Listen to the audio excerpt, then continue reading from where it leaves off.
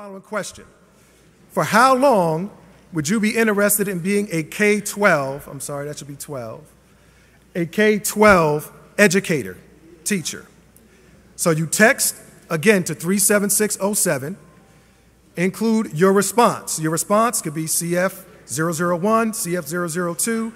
So if you have no interest, you put in CF001. No years, no interest. 1 to 2 years, you're interested in teaching. 3 to 5 years would be CF003. 5 to 10 years, CF004. A career educator, CF005. As a second career, CF006. And as plan B, that is, your first career choice doesn't work out, you would consider teaching. Sad. That would be CF007. So go ahead, text it in. You can use Twitter for this poll. So if you want to tweet, for the rest of these questions, you'll have a Twitter option. For the rest of these questions, if you want to use Twitter, so you do it at poll, as you see up there, at poll, okay? Say again? Yes, you must click in. This is still part of attendance. Keep on clicking in, fellas. This is part of attendance.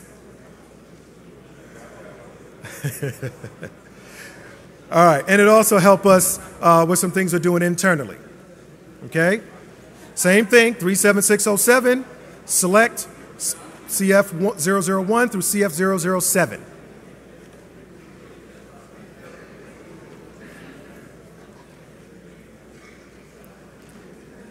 All right, let's keep the conversation down, fellas. Let's keep the conversation down. All right, RAs, I need you all to help out with keeping the conversation down.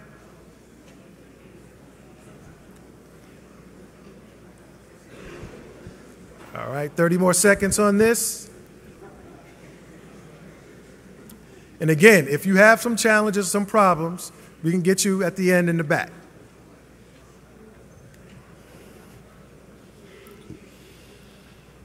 Okay, we're about to move on. Depressing. We'll do one more question, and then we'll transition to our introduction of the speaker for the day.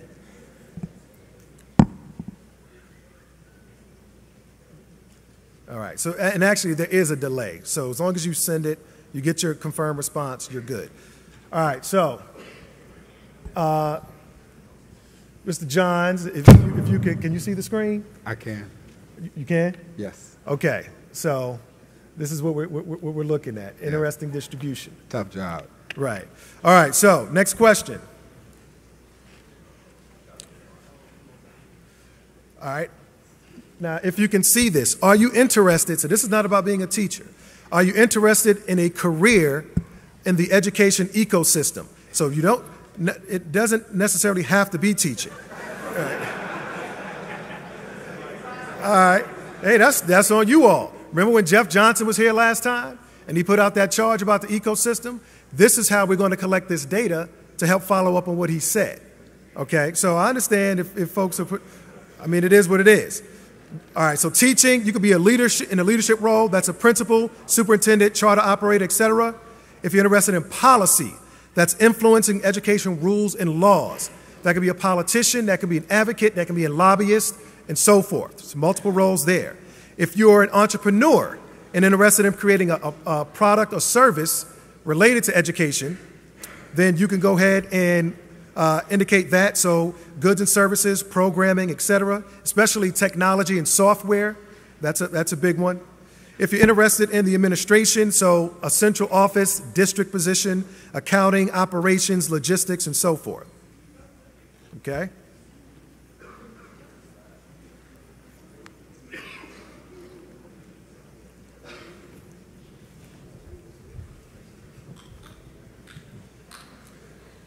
All right, so this will be the final question.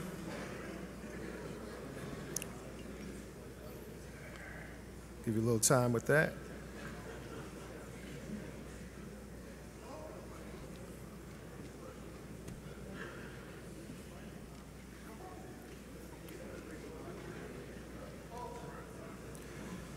So seriously, folks, though, brothers, we need to know this because this can influence our programming. This can influence the grants that we seek. This can influence scholarship programs that we can obtain. All right, so if we know what the interest is here, then we can govern ourselves accordingly. So what we're trying to do is be evidence-driven, data-driven, based upon your responses. All right, next week on November 7th, the Student Development Committee will present some other information to you that's going to be critically important for your experience at Morehouse, as well as how Crown Forum proceeds. Okay? All right, so without further ado, at this point, I'd like to bring to the stage Mr. Cedric Thorbs, who will introduce our speaker for today. We need those doors shut at the back. All right, they need to be shut. Late folks need to go to the balcony.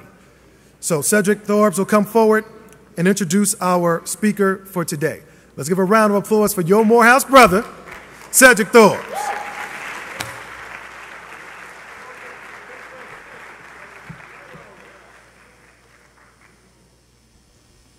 Good morning.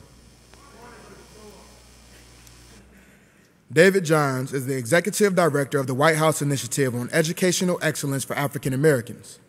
This initiative will work across federal agencies and with partners and communities nationwide to produce a more effective continuum of education programs for African American students.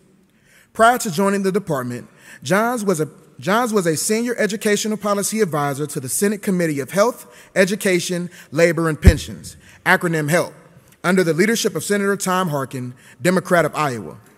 Before working for the Senate Help Committee under Chairman Harkins, John served under the leadership of the late Senator Ted Kennedy, Democrat of Massachusetts. John also was a Congressional Black Caucus Foundation Fellow in the office of Congressman Charles Rangel, Democrat of New York. Johns has worked on issues affecting low-income and minority students, neglected youth and early childhood education, and with historically black colleges and universities. His research as an Andrew Mellon Fellow served as a catalyst to identify, disrupt, and supplant negative perceptions of black males within academia and society. Johns is committed to volunteer services and maintains an active commitment to improve literacy among the adolescent minority males. Johns obtained a master's degree in sociology and education policy at Teachers College, Columbia University, where he graduated summa cum laude while simultaneously teaching elementary school in New York City. He graduated with honors from Columbia University in 2004 with a triple major in English, creative writing, and African American studies. Brothers, please welcome me in joining David Johns.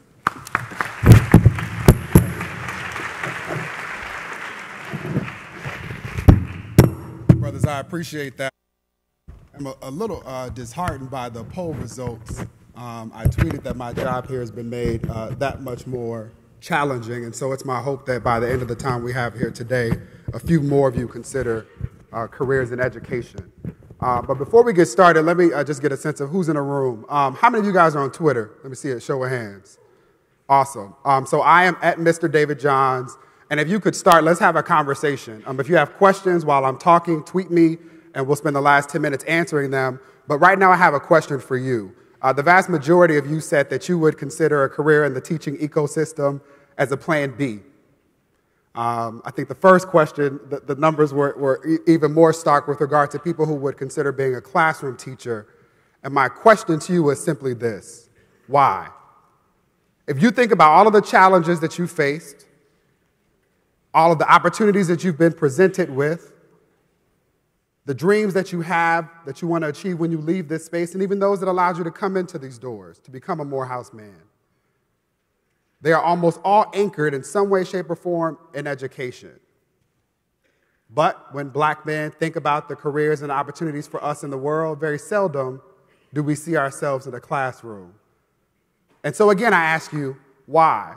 And I hope that I can change some hearts and some minds. Again, show of hands. Raise your hand if at some point in your life someone has spoken about you when you were in the room,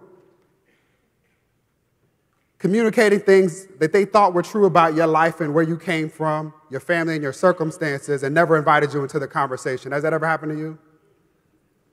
Okay. How about sports fan? How many people like basketball? Raise your hands. How many people like the Lakers? All right, those are my people. Smart people, smart people. Raise your hand if you have ever been asked, maybe in a classroom, to speak on behalf of the black race, to be the spokesperson for all black men. Right? If that hasn't happened to you, I want to know what you've been doing. What's your secret? Actually, raise your hand if someone who cares about you, a teacher, a family member, maybe even one of your brothers here, has told you, no, you cannot fill in the blank. Raise your hand if that's happened to you. All right, that's helpful, brothers. And I did that just to get a sense of who's in the room and to underscore the point that each of us, although we come from different places, have a lot of things in common. And the thread that ties together my own life experience, why I'm passionate about education and now work for the president with this initiative for African American educational excellence, and the nature of black masculinity all have suggested to me that in spite of a whole lot of obstacles and challenges, seemingly insurmountable odds, each of us must take a page from the book of the famed poet Trinidad James and tell the world, don't believe me, just watch me. Right? Now, why do I say all of that? I say all of that because I'm a brother from Los Angeles, California. What? I grew up in Inglewood at a point in time when being smart was not seen as being cool. Now, I know that that's a little weird to say in a room full of Morehouse men who make, smart the new gangster. And at a time when we have a black president that makes it cool. But when I was in school, being cool was the fastest way to get your J's stolen. Right? And what I remember is that being a student in LA, the biggest challenge I had was that I actually liked school. I was that dude who probably annoyed some of y'all who would remind the teacher that he or she had given out homework. Right? I know some of y'all won't admit it, but that's y'all too. No, that's not y'all. Other four? Got it. Okay. I was that student who was not afraid to challenge teachers, so let me tell you two quick stories. In middle school, I went to a school called Crozier, right in the center of Inglewood, right across the street from Inglewood High School. And we had a prolonged substitute teacher who was cool to be resigned to give out worksheets and to read newspapers. And at some point, I realized that this wasn't going to help me, right? This brother's getting paid. And at some point, I know that if I want to get up out of Inglewood, I need to go to college. So sitting here doing his worksheets just weren't going to cut it. And so one day I ended up calling him out on it and asking him, what's up with this? Can we actually do some real work here? I was feeling myself that day. He asked me to come to the front of the class and spent what felt like hours going in, right? He asked me who I was, what I thought I was doing. And when I said I wanted to go to college, he told me that I needed to pick a new dream, right? I was always tall, so he said, why don't you play basketball? I was a little bit creative too. He said, why don't you become a chef? We spent 20 minutes having conversations about life options and opportunities, and not a single one of them involved me going to college.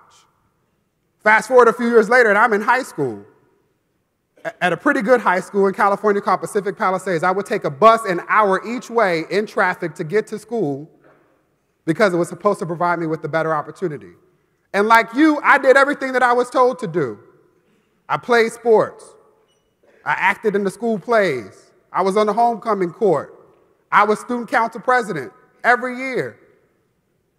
But my senior year, I spent most of my time having arguments with ignorant white people who thought that I was going to colleges and visiting them simply because I was black.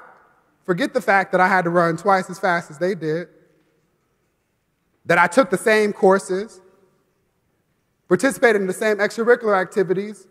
If you let my classmates tell it senior year, the only reason I was going to college was because I was black. Right? One day, actually, after having visited Morehouse College, I'm in school and the college counselor calls me into her office. And she says to me she did not appreciate the quality or quantity of schools that I was applying to. She told me I should pick a few community colleges, maybe a low-tier University of California school, and maybe an HBCU or two. Her point to me was that college was not for me. And I'm sure at some point you've had somebody that said that college was not for you. So in spite of the haters, I went to college anyway, right? I found myself at Columbia University. And in the spring of 2003, I participated in a domestic exchange at Howard University. Now, at the time, there was an affirmative action case that was before the Supreme Court, Grutter, Gratz, and Bollinger. Some of you know it. It's come up again. Lee Bollinger, who was the president of Michigan at the time that this case was filed, had just become the president of Columbia University. And so here I am in Washington, D.C., at Howard at a time when the nation is having conversations about privilege and how it is that people who look like us, who come from our communities, inherit the privilege that wasn't initially designed for us. I was writing for the student newspaper at the time, The Hilltop, and was a part of a student group that marched from Howard to the Supreme Court, slept outside, and was then able to listen to Clarence Thomas sell us out. Right? If you missed that, go back and get the Cliff Notes. All right. So I then go back to Columbia, and I was met with the convergence of ignorance and privilege. My classmates were showing out. The first thing that happened was that there was an anti-affirmative action bake sale. It started at the University of California at Berkeley, and it made its way all the way over to the East Coast. So imagine walking into the student center and seeing a price sheet where somebody's selling cookies to black men for $2, white men $5, black women 50 cents, and they were trying to make the point that we had things given to us that we didn't earn. Forget the fact that we were at a school that didn't have affirmative action policies, and forget the fact that historically affirmative action has disproportionately benefited white women. What my classmates were simply saying to us was that we were not welcome at the school. They did not feel that we had won the same race or earned our seat next to them. If that wasn't enough, we then had Orgo Night. This is when our band, who aims to be offensive, holds the skit. They go around to every library on campus the day before the organic chemistry final, and they aim to offend everybody. And so in advance of this event, I saw a flyer in my dorm that had a picture of Michael Jackson as a black boy and then as a white woman, and it said, "Who needs ethnic studies?" A debate we had been having for years. There was another picture on another flyer that had a picture of a girl who was a student at Barnard College. At the time, there was a show on MTV called MTV's Rich Girls. It had Ralph Lauren's daughter and this classmate of mine, and it said, "Barnard girls are by and large bisexual and large." And a student's picture was on this flyer. There were many more offensive flyers, but the bottom line is you get the picture, literally. And then on February 21st, 2004, the Federalist paper published a cartoon called Blackie Fun Whitey, starring Kunta Cornelius and Steppen. And it distilled all of our contributions to this country in sports and entertainment. The first slide said black people were invented in the 1700s as a cheap form of labor. The last slide said, don't worry, black people do lots of other wacky things, but you don't have to worry about that until next Black History Month. Why will I remember this until the day that I die? A couple of reasons. One, February 21st happens to be my birthday. It's also the anniversary of the assassination of Malcolm X. And this newspaper was put in our student mailboxes using student fees less than 10 blocks from where this man was assassinated. This was also done the day before we had planned to speak out about the marginalization of minority voices on majority campuses. This cartoon sparked a whole lot of stuff that happened on Columbia's campus, and it compelled me to start an organization called Columbia University Concerned Students of Color. It also forced me to ask myself, what was I doing with my life? What did 4 years of being at Columbia mean if I moved through that space and didn't take advantage of this opportunity to fight, to compel, and to convince my classmates and the administration that we needed to do better, that it was not okay at any institution in this country, but especially not one as liberal as Columbia, to make people feel like it's okay to speak ill of another group or to hide behind language or the laws.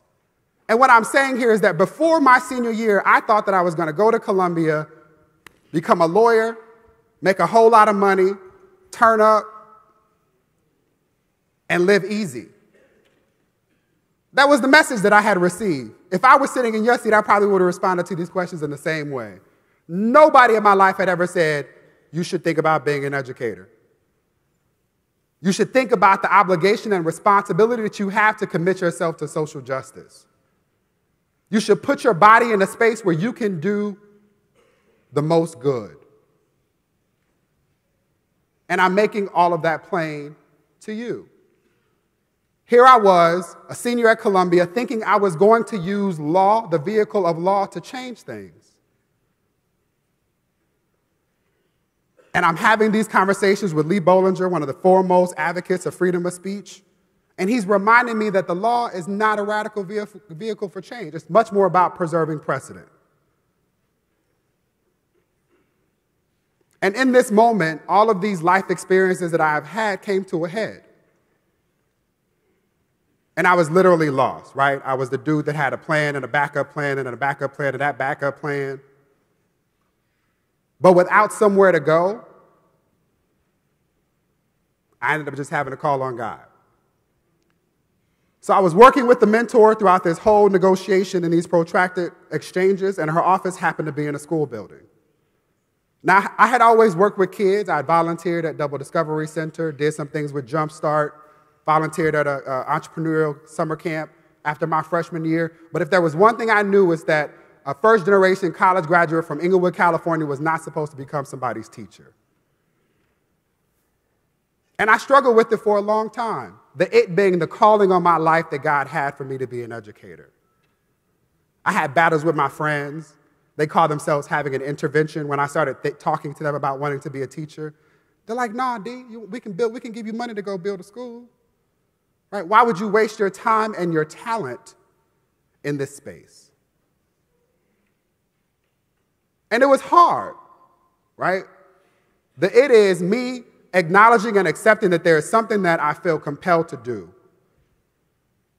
That if I'm honest with myself, God was always saying, this is the path you need to be walking in. But I, like most of us, got caught up in doing the things that people told me would be a good look. Major in this because girls think it's sexy or dudes think it's cool. Get this job because it's going to make your mama proud or because people at home can understand what a lawyer does. Pursue this career because your mentor says that's what you should do. Brothers, what I'm saying to you is that you are obligated. If you do nothing else in your lifetime, do that which makes you happy. Pursue your passion and walk by faith. So I spent this time grappling with myself and fighting with God, and finally was at the point where I could do nothing but walk. And I taught kindergarten and third grade in New York City. And all these questions I had about why my classmates could be so disrespectful and ignorant were answered when I'm teaching kindergarten, and out of 40 students, there's not a single black boy. On 110th Street and Broadway, where you can walk outside and trip over 5 of them.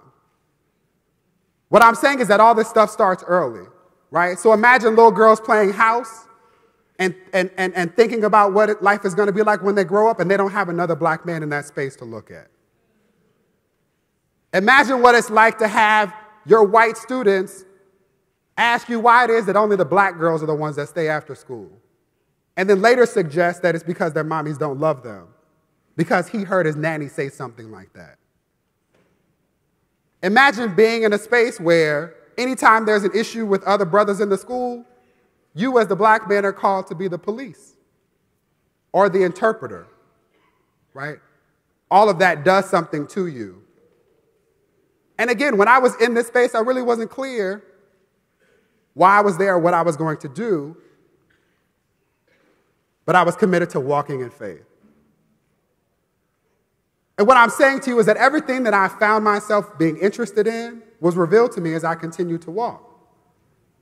I was frustrated. I would go to class. I would do all that I could to try and help all of my students, especially those who were playing catch up, who spent the first 5 years of their life not learning, but being babysat, and then being asked to run away with kids who had every privilege known to man.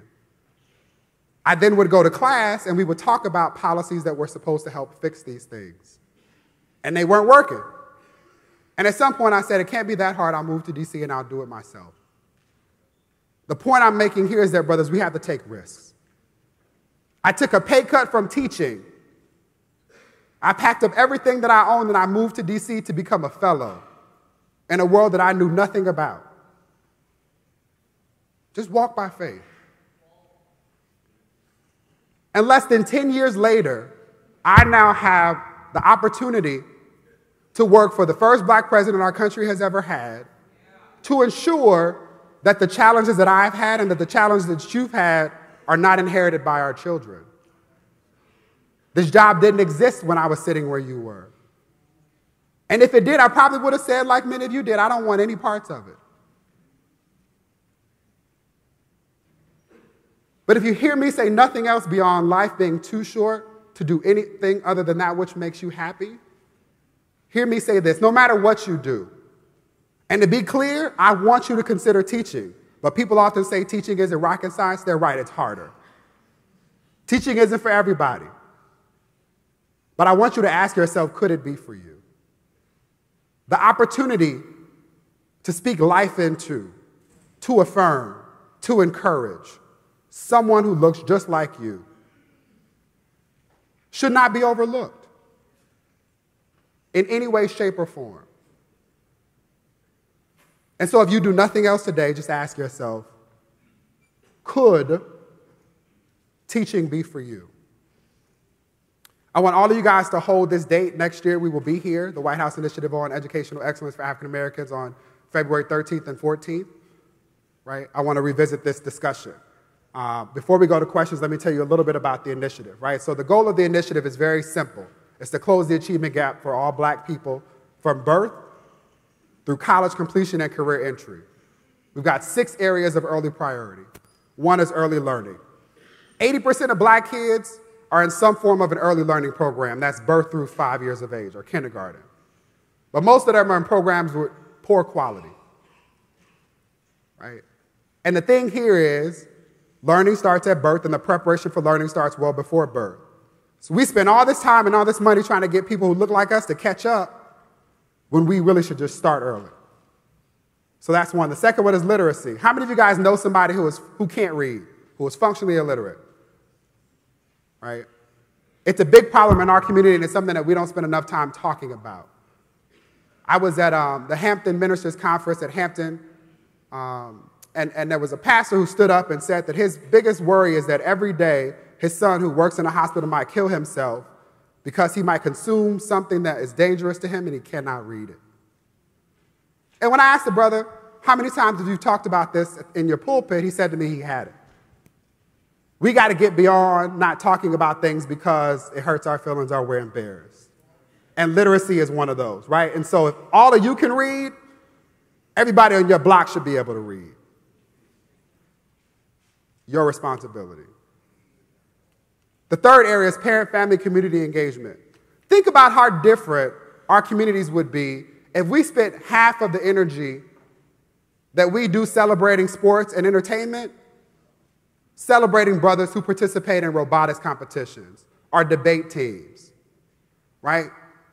We have to ensure that every caring adult is engaged in this process of helping black people achieve their dreams through education and workforce development. The fourth area is STEAM, science, technology, engineering, the arts, and mathematics. There's a whole lot we can do there to leverage technology to help people learn and demonstrate what they know. And then the last area, and I get really excited about this one, especially being here, is what I'll call reframing the narrative. How many times have you heard somebody say there are more black men in prison than in college? It pisses me off. As soon as somebody says it, tell them it's not true. And we question whether the statistic has ever actually been factual. Right? We have to assume the responsibility of helping to correct these myths that allow people to look through us or to look at us and think that they know us. So a part of that is reframing the narrative. It's busting these myths. It's correcting facts. It's speaking the full truth to power and reminding people that in spite of whatever you want to say and the statistics you want to use, there are brothers like each of you sitting in this room right now who achieve in spite of some tremendous obstacles. That's the work of the initiative. I've got 3 years to do it and then I'm fired. And I need your help to do it. 2 things that I could use your help with specifically are, 1, trying to recruit 10,000 teachers. Less than 2% of the teachers across this country look like us. How many of you guys went through school without having a black male teacher? Far too many. And the only way we change that is if we step up. So I hear you, some of y'all don't want to teach. That's not for you. So you can mentor. We're trying to recruit 10,000 mentors and challenge you to meet us in that regard. 4 pieces of unsolicited advice, and then let's have some dialogue. 1, I've said this now twice, I'm going to say it again. Life is too incredibly short to do anything other than that which makes you happy.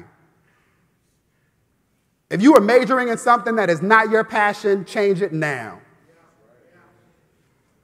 Your mama's not going to write the paper.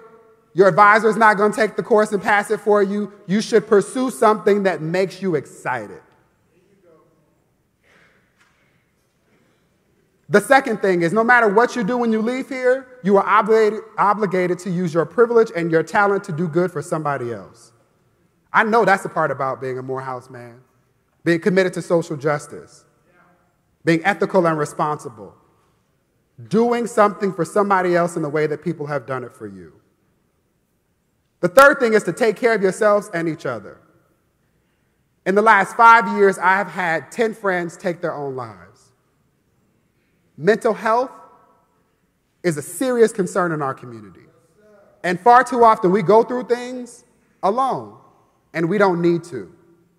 The president and so many others spend so much time pushing for the Affordable Care Act to ensure that, 1, you guys are covered until you're 26, and 2, that we all can have access to the kind of help and support that we need.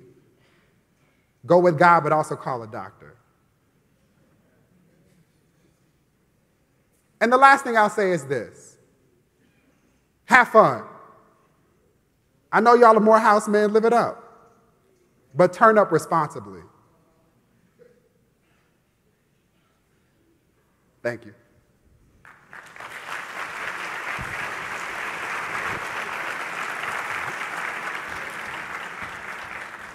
Let's see if anybody tweeted me. So that is correct up there, right, Edmund? Yes. Okay.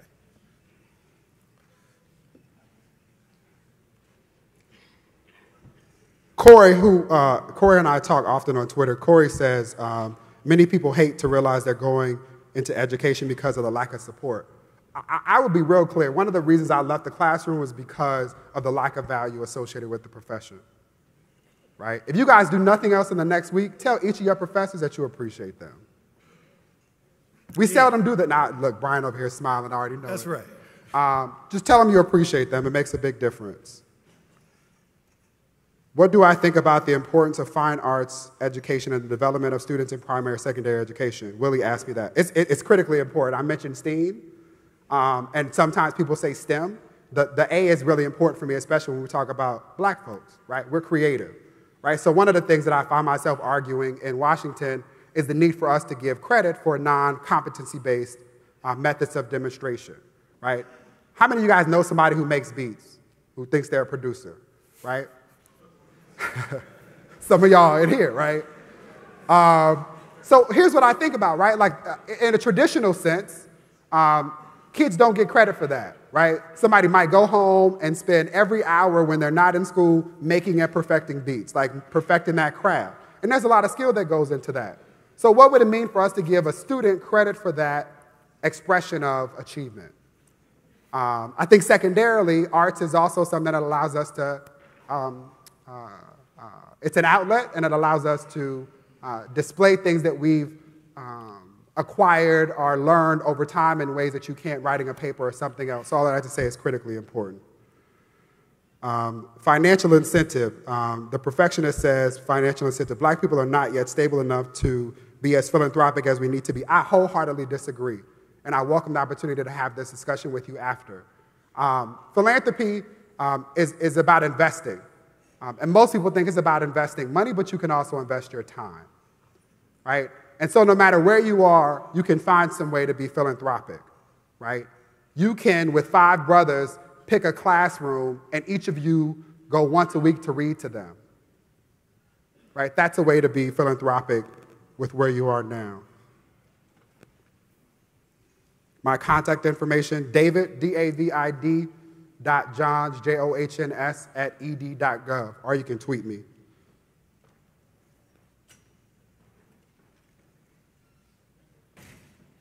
Call Me Ono says, don't worry, brother. Most students only think they know what they want to do when they start college, and 4 years is a long time. I agree.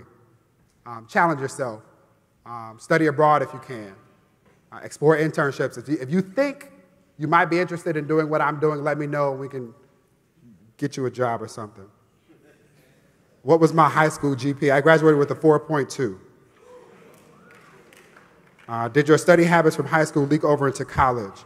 Yes. I went to college convinced that I was going to get my money's worth, which is why I triple majored. I went for free too, so I was going to get everybody else's money's worth. But the short answer is yes. But I'm also a big proponent of working hard and playing harder. So trust and believe, I have fun. That's a whole nother talk. Do I feel, Renee, I might be mispronounced wrong, asked, do I feel that the school system is no longer teaching values in America has contributed to the loss of personhood that people face?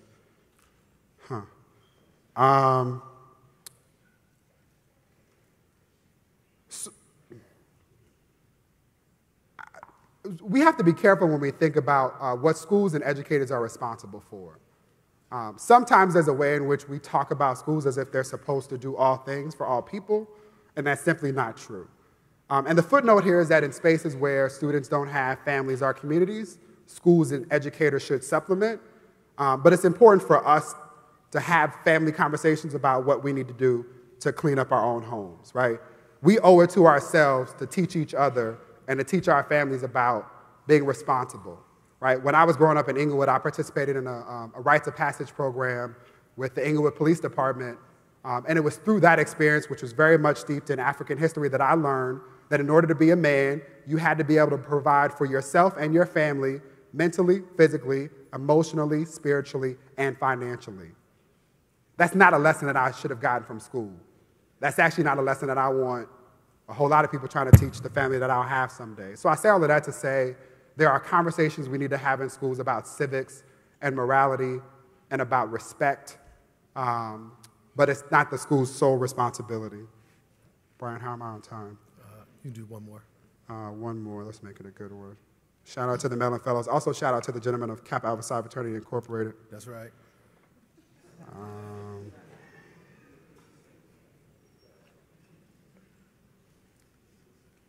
Ooh, a couple of you guys are asking about racism. Let me do that one. These are good questions. I'm going to commit myself to answering each of these questions that have been asked of me on Twitter. Let me do two in one. Someone asked, how is it working for the president and how did he hear about me? I told y'all, don't believe me, just watch me. And then another question about racism. So it is an extreme privilege to work for President Obama and First Lady Michelle Obama, and to do so in my passion, right? Like, this is good because it's a thing that I would be doing without being paid to do it. So I just say that, period. It's an awesome experience. I'm a blessed man. Encourage all of y'all to walk in faith as well. And often when we have these conversations, this question of racism comes up. So this is my pedestrian response. This is not my response as an appointee in the Obama administration. Racism, intersectionality, classism, all of these things are very real, right? I spent a lot of time when I was a student at Columbia doing research around black masculinity, and I argued that it's a social construct, right? It's something that's created. What it means to be a black man in America is created, right? We were brought over, we were enslaved, white men tried to figure it out. At a certain point, to be a man in this country meant that you were a Protestant, landowning, heterosexual, had children, and had land. We then grafted upon that and carved out for ourselves what it means to be a black man. Now, in spite of the fact that it was created, there are some very real implications, right? I may or may not be able to get a cab. I may or may not be shot walking in my neighborhood after I get some candy and something to drink. I may or may not have access to opportunities denied to me simply because of my zip code or my genetic code. Each of those things are very real. And they will continue to manifest themselves in barriers to people that look like us and come from our communities until we dismantle them. That's one of the reasons why I have this job. It's to find ways to interrupt the system that has existed heretofore, to make it so that each of us, no matter who we're born to, or the neighborhood we call home, can go to college and live whatever dream that God has helped construct for me and you. Thank you again. Have a great day.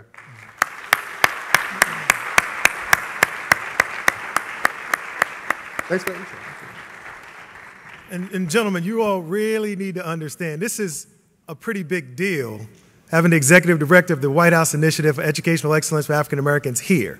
He's one of the busiest people in the administration. He doesn't speak at a lot of campuses. He's decided to partner with Morehouse for a variety of reasons and spend this time with us, okay? So he'll be around actually throughout this year on multiple occasions, but we have we're partnering with him on the Black Male Summit that will occur in February. That's going to be wrapped around President Wilson's inauguration. So I would ask you to stand to your feet and show your appreciation for the White House representative who has come to share with us some knowledge.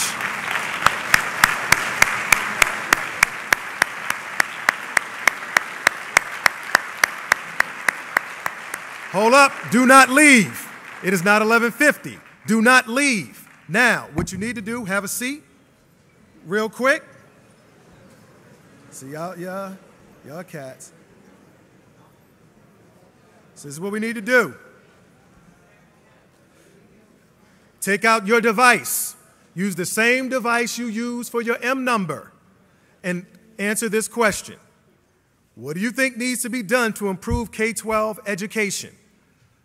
All right, you can text EDO1 if you think it's improved teacher quality. EDO2 if you think it's more time on task, longer school day, longer school year. EDO3 if you think it should be more parental involvement. EDO4 if you think making information relevant to the real world or my interest. EDO5, more hands-on or problem-based learning. EDO6, improve school safety. EDO7, right, but just choose one. EDO7, help students understand the importance of education.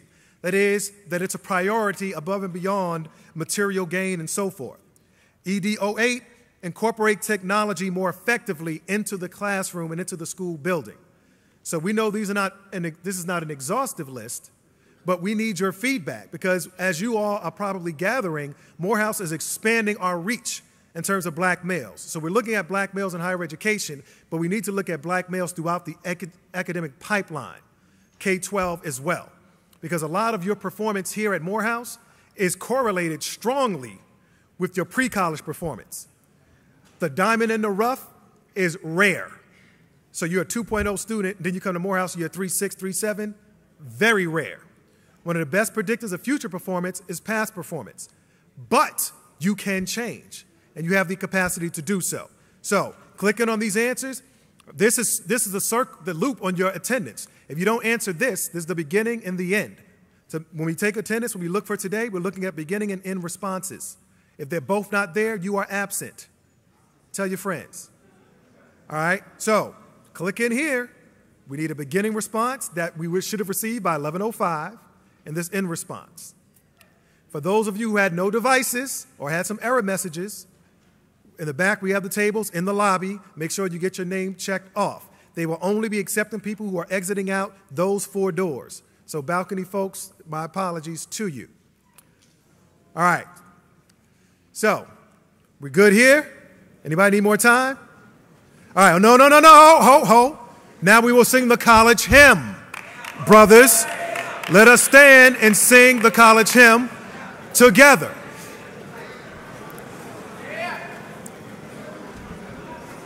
Right over left, we have a guest from the White House here. Those brothers who are leaving, think about what you are doing. Think about the brand of Morehouse and what you are doing right now by walking out when we are singing the college hymn. Think about that. And then think about we need more scholarship money. We need more of this and we need more of that. Let's connect all that up. Men of Morehouse.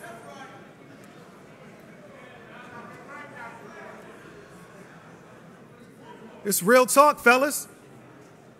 To have impact out there, we need to get our own houses in order.